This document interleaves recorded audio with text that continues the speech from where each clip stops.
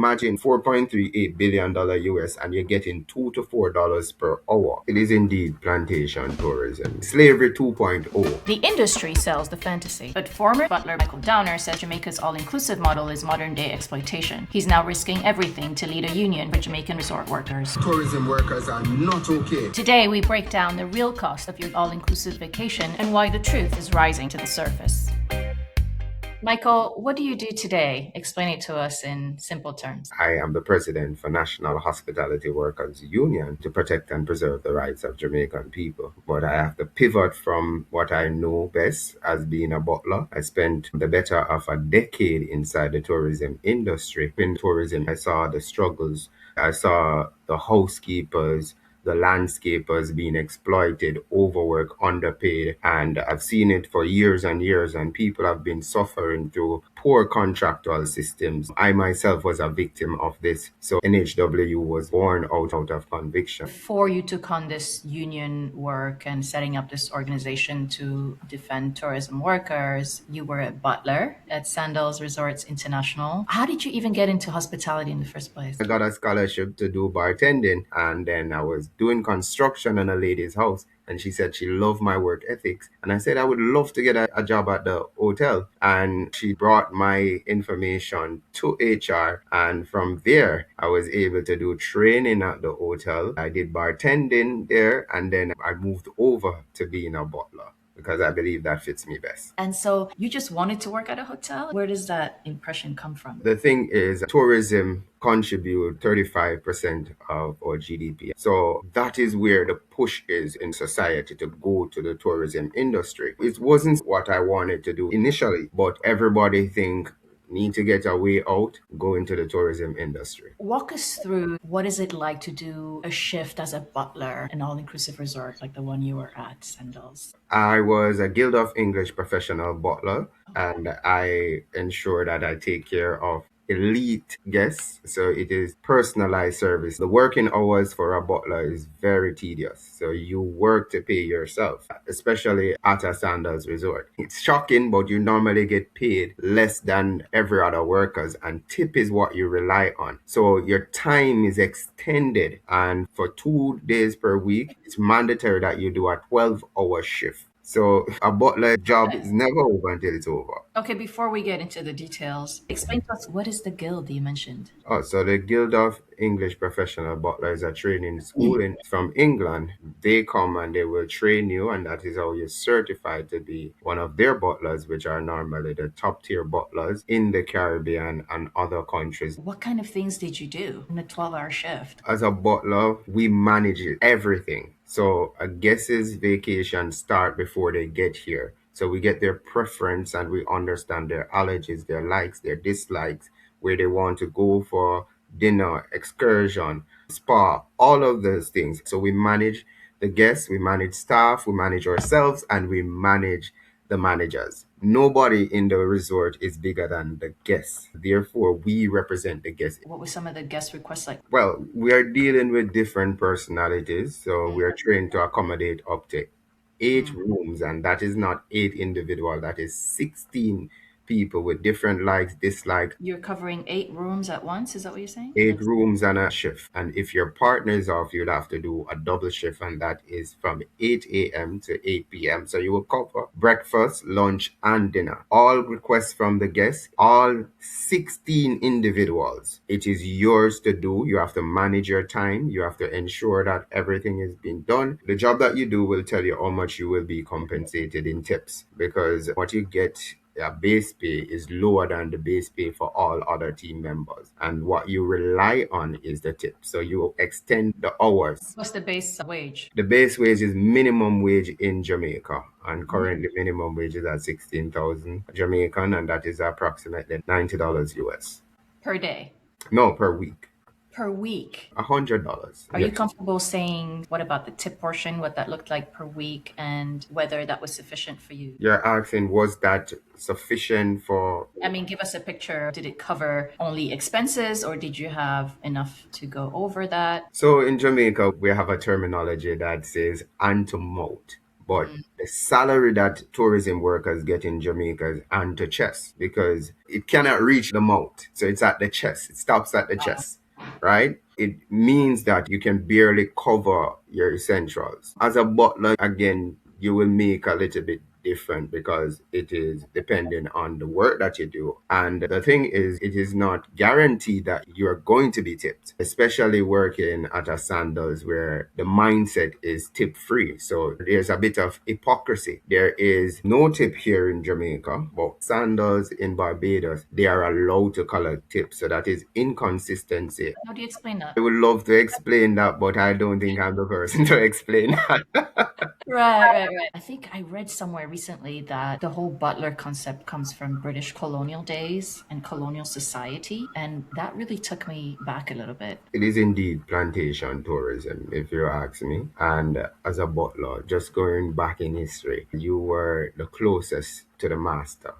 And they call it the Great House. Who used to live in the Great House? The Master's Suite. Who is in the Master's Suite? Who is the master, right? So it is slavery on steroids, slavery 2.0, for lack of better expression, right? So Yeah. it's the more palatable version of it. But what still remain exploitation. What Right. still remain is no regards to dignity for the Jamaican people.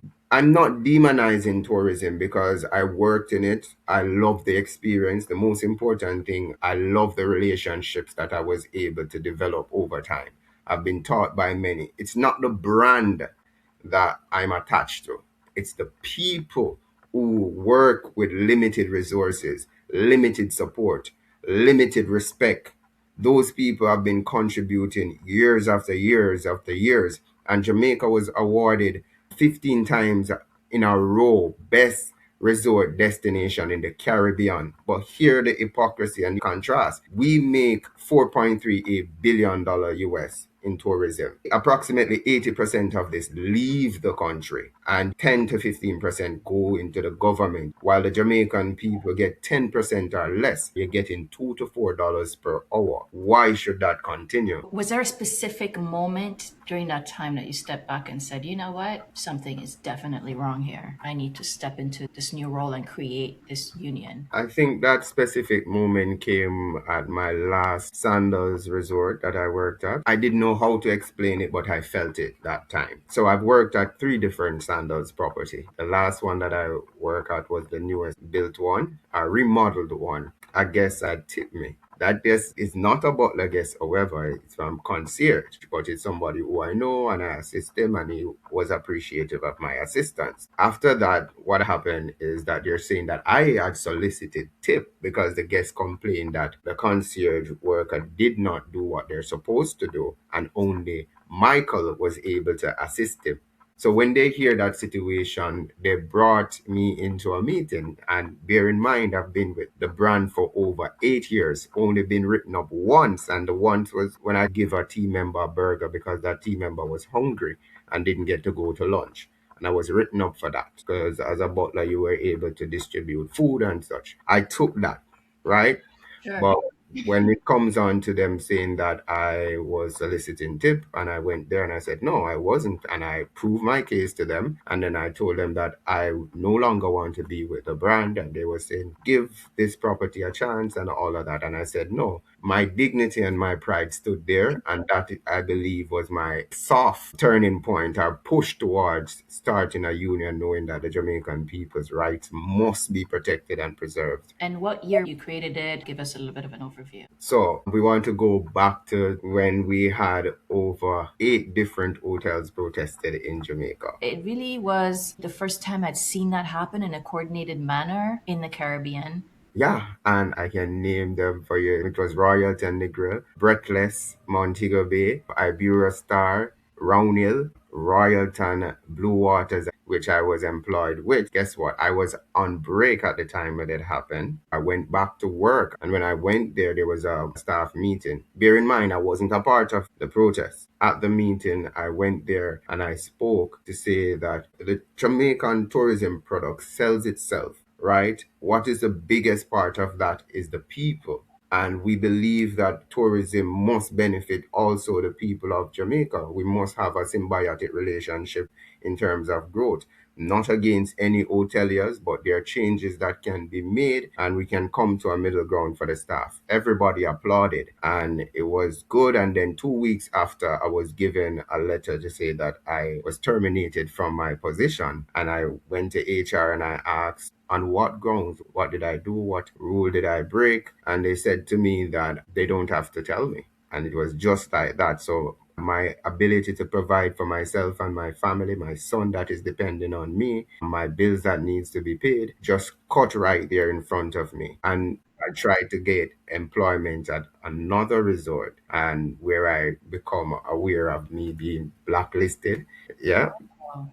Yes. So And it caught you blindsided, but a devil's advocate would say you probably would have seen that coming, right? I do understand that sentiment, but I question it. Is it right? Should we continue to accept it that this is the norm, that you cannot have rights within your country? And these people are people who come in your country and treat you poorly. And not just that, they empower managers to oppress their fellow Jamaicans. So why should we maintain that system? That is my question. If it's something is not good, you change it. When the garbage is filled, not Yeah, describing anybody as garbage, but right. when the garbage is filled, you take it out. The Jamaican people are fed up and tired of this, right? So this is the reason why there's a need for a union like NHWU to express the real concerns of Jamaicans. And there wasn't one before. There are several unions in Jamaica that represent tourism workers, namely BITU, Allied Workers Union. But the question is, are they effective and impactful? No. And if they don't have unions that are strong and effective, then you cannot have equity among the team members. And I don't think it is too much of a ask that we live better in our country.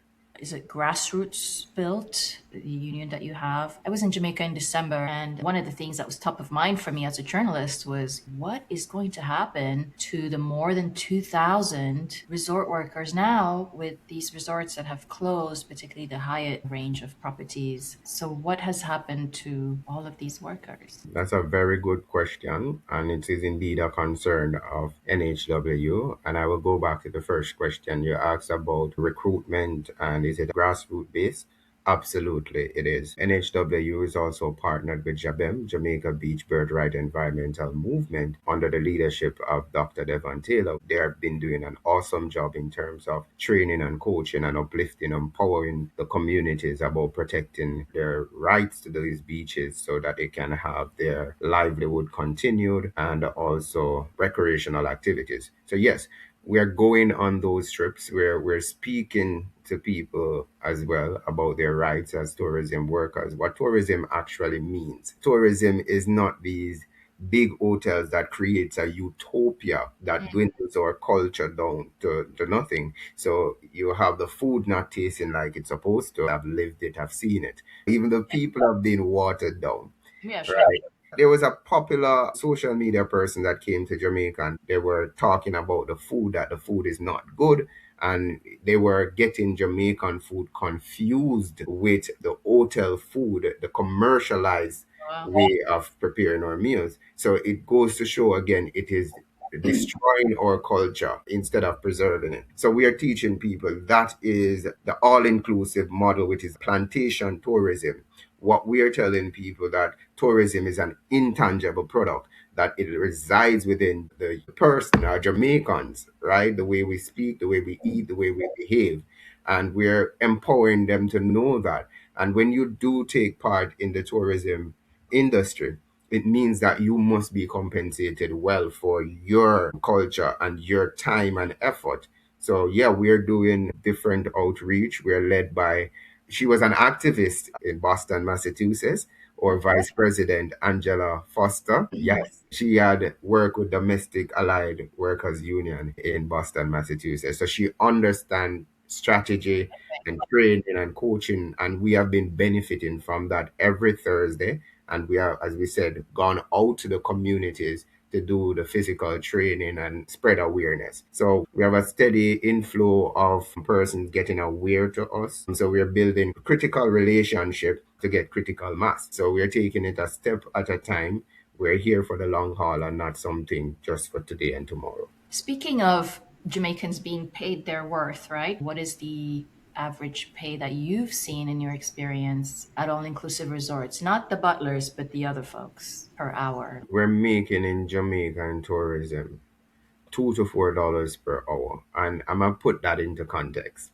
The number of $4.38 billion which we make in tourism versus Barbados make $1.4 billion in tourism. The kicker is Barbados pay their staff $5 to $8 per hour, and we pay our staff $2 to $4 per hour. So is it wrong for us to call for a better compensation package? Is it wrong for us to call for compensation for overtime? Or is it wrong for us to call for proper contractual agreement and different benefits, whether it be housing and other ways for people to grow and to take the hierarchical positions? There's another scene that I think really encapsulates what's going on with the all inclusive resort sector. And I keep saying all inclusive because I want to distinguish, like you said, it's not tourism that's bad. There's a lot of good tourism, great tourism in Jamaica. The Yes. locally owned, the small hotels, as well as some of the longtime foreign owners of small hotels that look after their staff. We saw a lot of that in Negril post Melissa. The scene that I'm referring to that we all saw on social media is just as Melissa was heading towards Jamaica. A lot of the resort guests were stuck in all inclusive resorts, and the staff taking care of them in a moment of near national tragedy where they're not able to go home. They're not sure what's going to happen to their home or to their families, but they're staying through the night, taking care of guests, dealing also with a lot of entitled tourists. What were you thinking at that time? Did that sum up anything for you? It paints the reality of how we have been treating our tourism workers. And as we said earlier, over 8 different hotels protested, including Bahia twice, and moving back to what transpired with the Bahia workers after the hurricane. This further highlights there is a huge gap in the contractual system and the treatment of Jamaican people. I must take the time out to thank those team members who risked their life separated from their family in a very uncertain time. It was unprecedented that we have a category 5 hurricane. So we want to send major respect for them who stood up for tourism product. Absolutely. To me, it was kind of heartbreaking to hear afterwards. And obviously, I don't have the numbers, but at some of these properties, they were not even given a care package after that. And they were not paid for the hours that they stood there and took care of guests overnight. Even in the storm, put our bed from 3 o'clock in the morning, stand up on our foot till much o'clock in the night, work, cook, as I'm a chef. So we not get no clear package, nothing at all. What was your reaction when you saw that? The reality of Jamaicans. It's sad. And let's firstly just look at how the people are gathered. Remember, the resort is closed.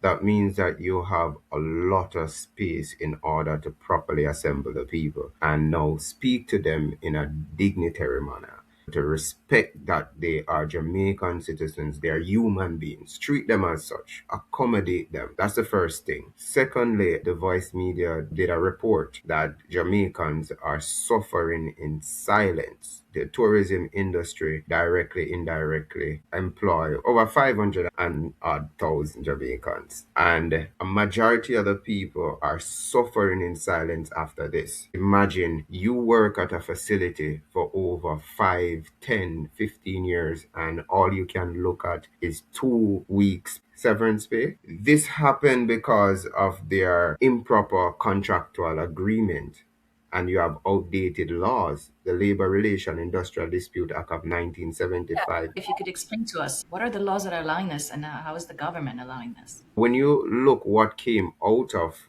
the protest of so much different resorts, that should be a warning sign that the red light is flashing, something is wrong. There was no policy change that came from that. And when you look at this situation where the Bahia principal staff was left stranded, it's because of inability of the government and the tourism industry to actually amend the laws to protect the people. First thing, they didn't consult with the people. What are the real issues? How can we fix them? and the law that needs to be updated wasn't updated. Imagine using a computer from 1975 to operate in 2026. How would you get on? We look at other countries, like for example, Turks and Caicos. I think in 2013-14, they put in progressive laws in terms of tourism tax, and then they ensure that that tax go to the Turk Islanders. Why can't Jamaica, a leading brand in the tourism industry, do innovative plans like these? So most of the Exactly. workers are contract workers. Can you explain what does that mean to be a contract worker from our end here in the US? I know what a contract worker is. It means you get less pay, you're not full-time staff, you don't get the same benefits as your coworkers, even though you're doing the same amount of work. You don't get vacation pay. Same thing, but on steroids. What you get, what you get also in Jamaica, you are susceptible to manipulation. A lot of the managers and the supervisors will now have informal relationship or intimate relationship with team members in order for them to keep the job. You have a very dangerous system where women are exposed and susceptible to these practices, and it goes on like the norm. So either you shut up or you get out. And I got to see the reality of that. And that's harassment. Yeah, it is. But given the way how it is being done in Jamaica so subtly, and people are unaware of these things, and if they do speak up, they're running the risk of losing employment to provide for themselves and their kids. And how can they really prove these things, and how can they make a case for themselves in HR, which HR is not, it is all connected and not there for the protection of the staff. It's more there for the protection of these resorts. Of course. HR works for the employer. There you go. Yeah, HR is pro-employer. That's so true. That's why you need a body that is going to keep everybody in check. So NHWU provides that platform, that forum where people can come and speak about how they feel, because it is psychologically draining as well. And a lot of people are suffering in silence. And as a result of poor contractual agreement, these things are piling on people. But it feels like the norm in Jamaica. So you go along with it, not being aware of mental illness and how depression is dragging you down and cheating your family. Another aspect that I think is not talked about often, what is the contrast between where the workers are employed and where they live? They power the tourism industry, and it feels like it's not just government also that's ignoring all of that, it's also the tourists. The thing about that, we have housekeepers cleaning suites, and then they're going home to bitter situation. So they're cleaning these luxurious suites, and when they go home, they have to push a zinc in order to get into their houses. I saw that the government is saying that any hotel that comes into the country building properties, they must build housing solution for the team members, for the Jamaican people to understand, because a lot of times they use the word development to overshadow neglect and disrespect. So what is happening in this situation? We are not considering the people, no consultation with the people. We are not considering the culture and the nature of Jamaican people. It is not our culture and nature to live in high-rising buildings. Jamaicans want to have their houses, want to have their homes where they plant and they grow their family. And the thing is, tourism workers contribute the most to NHT, that is our National Housing Trust here in Jamaica. They contribute 2% of their salary weekly, coupled with 3% that the employers must pay by law, right? So there's 5% going to NHT. What we are pushing as a union, as a movement, is to say that people who have been continuously employed in the tourism industry, they must be given a pathway from rent to own, so that they can actually have a home one day. And those who have been 5 years continuous service, they must be given a good opportunity to get a loan for housing, because housing is important. Jamaican people deserve this. Who wants to live with their coworkers? I don't. Thank you. Mental distance from a long Yeah. day at work. I understand that Fact. sometimes you have to stay on the grounds. I've done that, for work, but not to the extent of making it long term. I'm just gonna ask a question. You live on these housing structure and then you get terminated. What happened to you afterwards? That's a major concern. It just baffles me that you're never being able to own a home or to build a house after decades in the tourism industry. To me, is fundamentally wrong. You know, if you're at the higher levels, of course, you'll be able to do it. But how many are really reaching those heights of being managers, right? I've put you in a room, let's say, with an executive, and they'll say, we've created 1,000 jobs. There would be no job without the resorts. There are also a lot of consumers who say that. Jamaicans who come out and say, you are lucky you have a job. Be grateful. What do you say to that? Wow. And that is willful ignorance when you see a lot of people saying that it is not right, it's not good. We're not being treated and compensated rightly. So are we going to continue to ignore the people who are feeling the impact? Again, the Jamaican people have this better than nothing mentality. And I go back to the reference of Barbados paying 2 times more than us. We're not saying that nobody wants to work. We're saying that everybody wants to work in an environment that respects them and they're being compensated properly. Is that too much to ask? It's not about the effort of employment. It is about the treatment. What are the 3 demands that you have as a union for improving workers' lives? The first thing, Jamaicans must be compensated properly. After speaking to everybody, this was the major thing that comes up. They need better contractual agreement so that they cannot just live their life 6 months at a time. Imagine going home to tell your family that you're employed for 6 months. That means no long-term benefit. They're saying that they don't want that to continue. After 6 months, they must be placed on permanent employment. And this is their words. After 6 months, you get a probation period. You get a next 3 months period where you can further evaluate me after 6 months. Either I'm permanent or not. Thirdly, Jamaicans need places to live. They need a home. You cannot continue to have people that don't know where they're going to sleep when their employment goes bad. So those are the 3 major concerns. Those 3 screams the loudest. Have you reached out to any government entities, tourism entities? So what we have been doing is the advocacy. What we are more concerned and focused on is the people getting an understanding that they deserve better. One of the things is hard to do, is to tell a Jamaican that you deserve better. Those are the people that will not support you, and those are the people that will stay away from you. And I talk about this personally because my friends, my family think that I'm weird. I mean, you were a butler, you're getting the tips and all of that, and now you're just talking too much, and I believe I haven't talked enough. So our concern is not to write to the government agencies. Our concern is when we come out and we advocate, it is an opportunity for the government to reach out to us and ensure that they consultate with us because they haven't been doing that. And once they are able to do that, we fix the solution. Because they got many warning prior to the hurricane with the hotels protesting, the hurricane situation, many other things. So why haven't they reached out and do anything? So this is us reaching out by advocating. That's such an important point about mindsets. Why is it important for the media to understand that labor is a big part of tourism in terms of equity, not just a sidebar?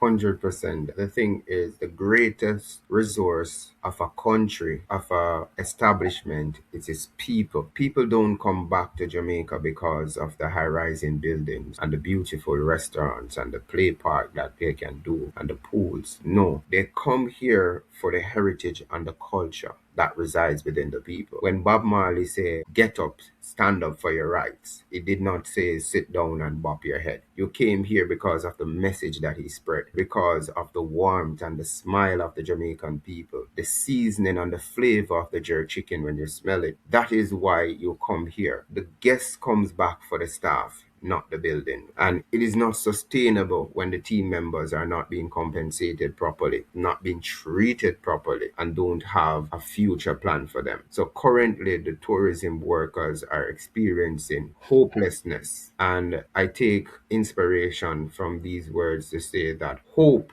has 2 beautiful daughters, courage and anger. Be angry at the way things are and be courageous enough to ensure that they don't remain as such. In America and different progressive countries, you will have welfare programs, unemployment grants. We don't have that in Jamaica, and it's because of the inability of our government officials to actually be human beings and actually set up a safety net. Tourism is a fragile industry. You're susceptible to external shocks. If I am the tourist and I don't come to your yard, Lily, you cannot eat, right? Where is the contingency plan? And I have people reaching out to me frequently, and I myself is in a very difficult position because of not being able to work in the tourism industry. As I know, the jobs will come a few times about graphics and designing, but I have people reaching out to me saying that, hey, my kids are hungry. I am hungry as well.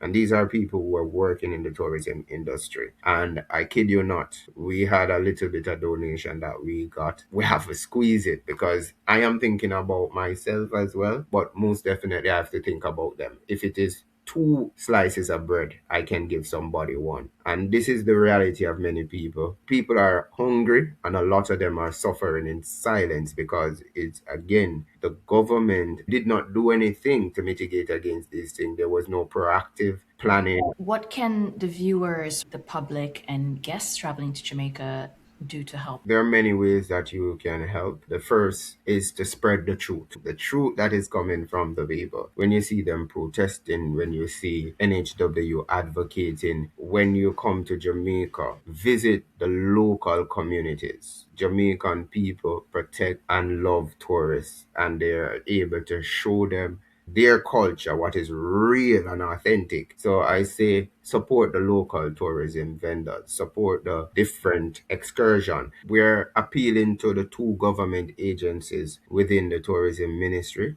TEF, which is Tourist Enhancement Funds, with the mandate to ensure that they enhance the tourism product to display Jamaican authentic tourism in the best way possible. And we have TPDCO, Tourist Development Product Jamaica Limited. They're mandated to train and upskill the team members to ensure that they're at an international standard. We're asking them to ensure that you do your job, play your part, so that the authentic tourism product can match up with these all-inclusive resorts so that real wealth can reside within the communities. And what we have done as NHWU is, as a part of our sustainable development plan in order to ensure that the advocacy continue, we started Ochi Tour, a tour company that will bring you to the hidden gems of Jamaica. So those are the ways that you can contribute, and we do have a GoFundMe that is going, and we are ensuring that we do training and coaching. And what we're going to do is to ensure that we promote it on our social media pages, and we're working on funding to ensure that our website is up so people can become a part of the journey and the experience. We want to revolutionize tourism in Jamaica. What about the diaspora? Do they have a role here? Yes, the diaspora is indeed important to us. The diaspora sends back $3.36 billion US in 2023, and that shows you rivaling with tourism. But here's the thing, remittances goes directly to the Jamaican people and the society, but that money has been coming back in a structured way so that it can have self-generating wealth and actually have sustainability. So we're saying to the diaspora, engage in your tourism product. Buy part of Jamaica, be a part of Jamaica, do something progressive that you can no longer just give in dead money, but money that will actually make yourself proud and your country proud. So be a part of the thing that they continue to come and take out from the country, and that is tourism. Any last words you'd like to share with our audience? To our people that continue to support Jamaica, whether listening to our music, eating our food, watching our athletes run, just smiling at a Jamaican joke or saying, we appreciate you. We are not against tourism. We're against exploitation. And we have been experiencing exploitation for way too long. 4.38 million visitors last year. 70% of that is from America. We appreciate your business. We appreciate you contributing to the livelihood of Jamaican people. But do remember, when you go to those all-inclusive resorts, the people are not being compensated properly. People are not being treated properly. And those people suffer in silence. They are working poor.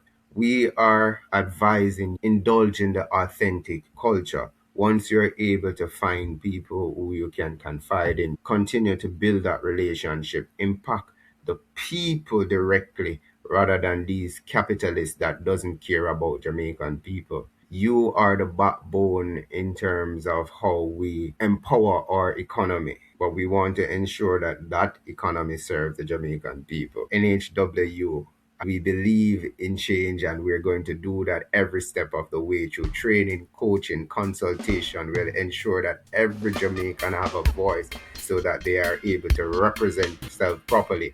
Come along with us on this journey. Thank you for understanding and for being a part of the change. Thank you, Michael, for your work. Thanks for being here.